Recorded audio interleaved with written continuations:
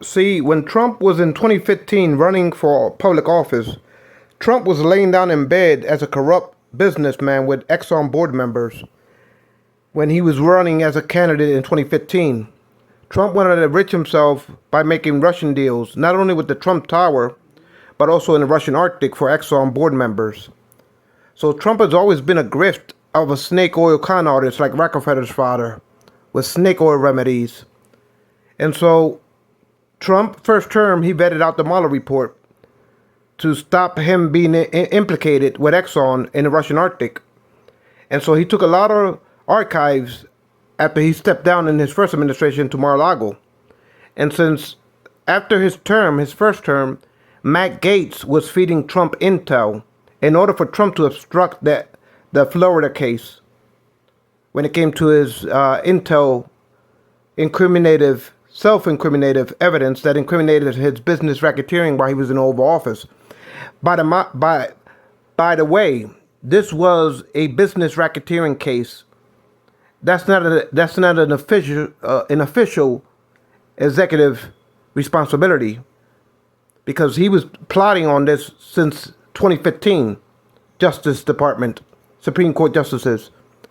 So this is what you call a breach of political conduct of public office with quid pro quos, the violations of the Emoluments Clause, business racketeering, and obstruction of justice.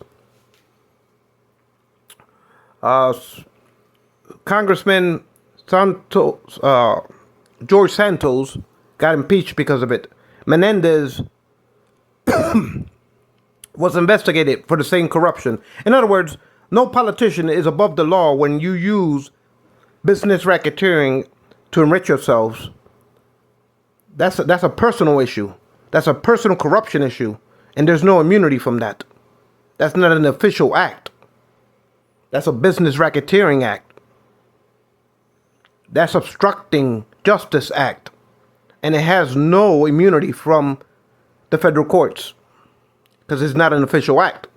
If you in 2015 laid down in bed with Exxon board members to enrich yourselves as robber barons and to run for the highest office in order to embezzle the White House for personal business gains, to business racketeer, and then you obstruct justice by vetting out the Robert Mueller report, and then you're afraid of justice catching up to you, and when you leave the White House, you take all the classified papers to Mar-a-Lago to hide your grifting as a con artist, as a business racketeer. Supreme Court justices, this is not an official act. This is what you call abuse of public office. And so Matt Gaetz, after Trump went to Mar-a-Lago, when he overthrew the government and tried to hang Mike Pence, Trump said, I can see why my supporters wanted to hang Mike Pence. Anyway, when he ran scared to Mar-a-Lago, after he tried to overturn the government, he ran scared with a bunch of archives that implicated him and his acts of obstructing the Robert Mueller reports, and anything that implicated him in the Russian Arctic with Exxon. So he took a bunch of archives of all his actions as a business racketeer to Mar-a-Lago. And so Matt Gaetz was his fixer. Matt Gaetz helped him avoid justice in the federal courts of Florida by feeding him intel. Matt Gaetz was leaking intel of Congress that helped Trump get away with the classified investigation reports. So Trump uses Matt Gaetz as his fixer when it comes to obstructing justice, and he promised Matt Gaetz to make him Attorney General because he does a good job. That's, may I say, Trump's apprentice. Where Matt Gaetz have totally loyalty to this, in my opinion, greater than Alphonse Capone business racketeer of a Teflon president. So Matt Gaetz was leaking intel in order for Trump to skirt all of the cases that were facing him while he was back in the private sector, plotting to run for re-election for a second time. Before he ran for the second term, During the investigation process in Georgia, in Florida, and New York, Matt Gaetz was a leaker of classified backdoor intel committee hearings overseeing the FBI's reports on this type of issues that were facing Trump. And so Matt Gaetz was constantly going to Mar-a-Lago and informing Trump. And Trump used all the intel that Matt Gaetz gave him to obstruct the Florida case of the classified papers, to obstruct Georgia and New York case. Trump used Matt Gaetz to inform as an informer, for he can keep on obstructing and running away from the law. And since Matt Gaetz did a good job for Trump, Trump decided to make him Attorney General for his second term. Now, Supreme Court justices, is this an official act? Is business corruption, racketeering, violations of the Emoluments Clause, obstruction of justice, as a private citizen abusing public office in everything of the three branches, violating everything of the three branches for his personal gains, financial gains, is this an official act that has immunity? I think not. Because Trump been plotting this ever since he came down those escalators in 2015 as a business order the deals. So Rich himself and Exxon, board members. And he been obstructing the three branches ever since. So for that, Supreme Court justices, there is no immunity for the abuse of three branches of government by one corrupt business racketeer.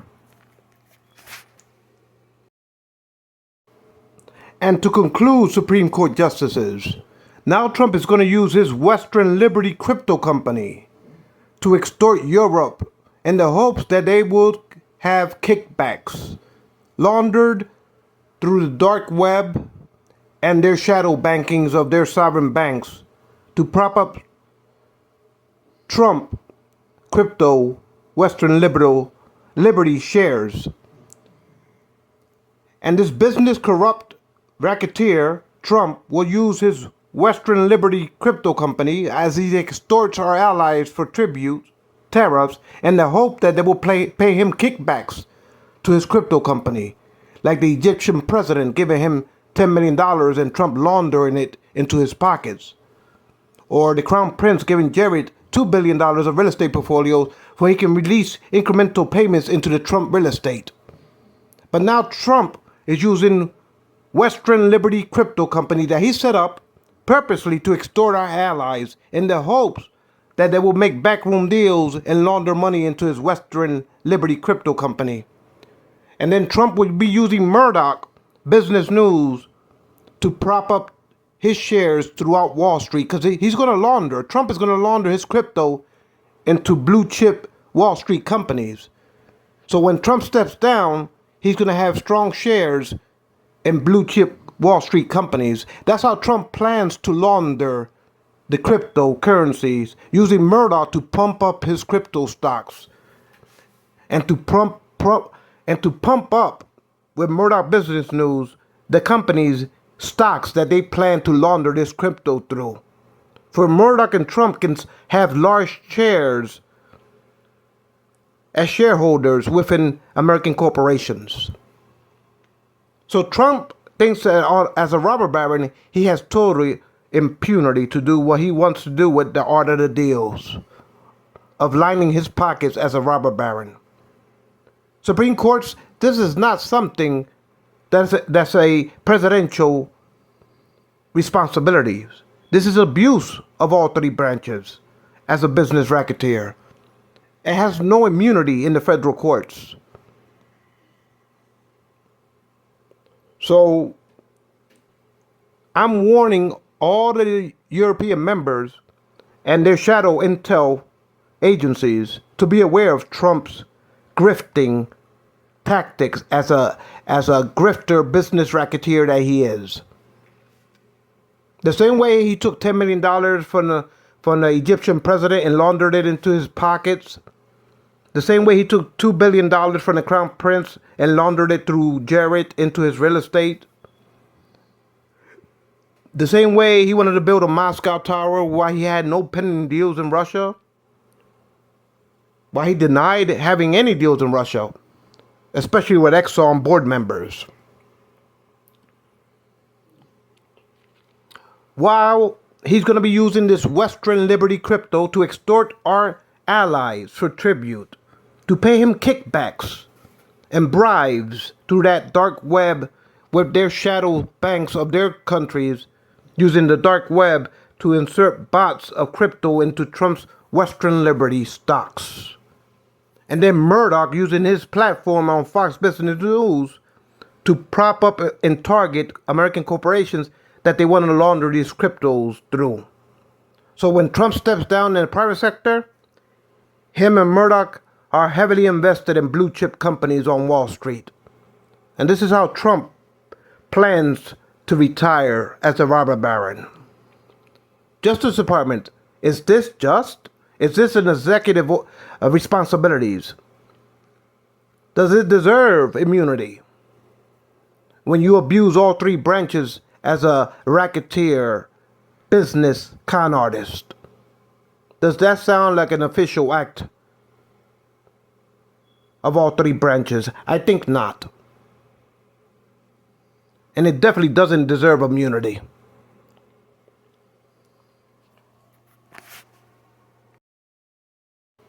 I guess Trump used his degree in the Warren School of Finance.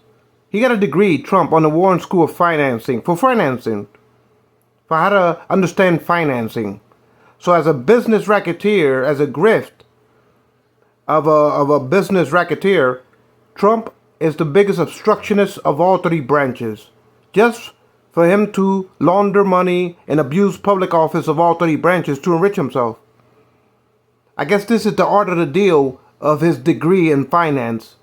He came out of Warren School as a business swindler, as a racketeer, as an embezzler, as an obstructionist, to escape the law with his art of the deals when it came to financing. And now he's on the grand stage tariffing our allies into submission in the hopes that he can launder money into his crypto companies and launder it into Wall Street to walk away like a robber baron. So at the end of the day, this is what you call business racketeering, obstruction of justice, self-enrichment, direct violations of the Emoluments Clause, racketeering quid pro quos. And he's been at this ever since he came down those stupid escalators in 2015. He's been laying down with Exxon board members to set up all these snake oil deals and to self-enrich himself as a robber baron on the world stage. So this has started way before he stepped into the Oval Office in his first term, and it's continuing to the present day.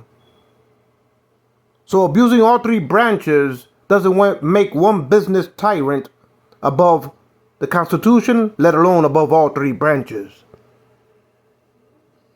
This is not an official act. This is abuse of public office that needs to be reined in by all three branches. Co-equal all three branches. And he has no immunity. He has no immunity. So when he came out of Warren School of Finance and the University of Pennsylvania with a finance degree, with his art of the deals of business racketeering ever since he stood foot in the rotten apple as a real estate developer, now on the grand stage he's trying to be a robber baron. This is what you call the art of the deal of a grift, of a business racketeer. This is not an official act of government. This is abuse of government for self-enrichment and self-grandizement. He's trying to be a robber baron. All his life, he has devoted his vanity to imaging himself as the world robber baron.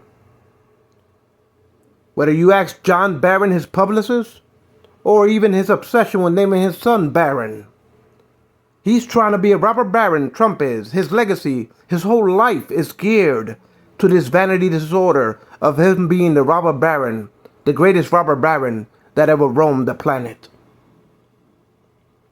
You don't have to call his publicist John Barron to find out his inner ego. So I say again to all Supreme Court justices, this is not an official act. This is abuse of all three branches. And it doesn't fall under immunity.